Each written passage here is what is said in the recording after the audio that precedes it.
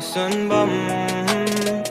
dạo gái mẹ nắng trao cùng người a lung ti pian lâu chỉ đã ngắm mắt nắng rầm gai xa lâu thân na nắng làm gai thái ni na thân bầm mẹ nắng đang khâu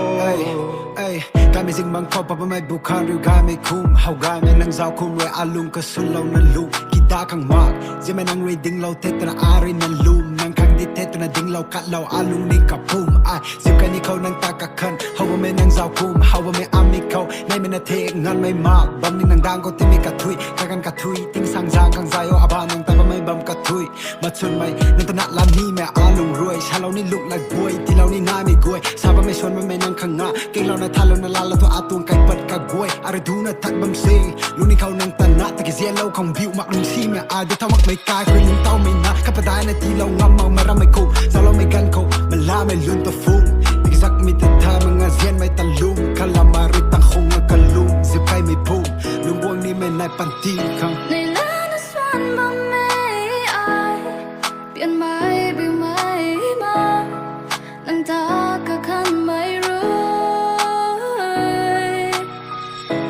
giờ thế thay thế ai hậu thế cao quân gai mây ta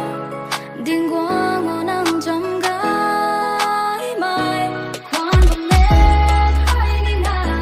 mà xuân đi mê lết azul tao phát thì đã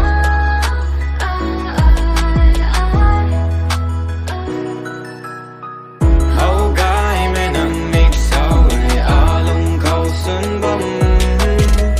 dạo gái mẹ nắng trao cùng người a lung ti pian lâu khi đã ngắm mắt nắng rầm gai xa lâu thân na nắng làm gai thái ni na thân bầm mẹ nắng đang khâu giờ mẹ a lung nên khâu nhưng ta đã đây khuôn bầm mây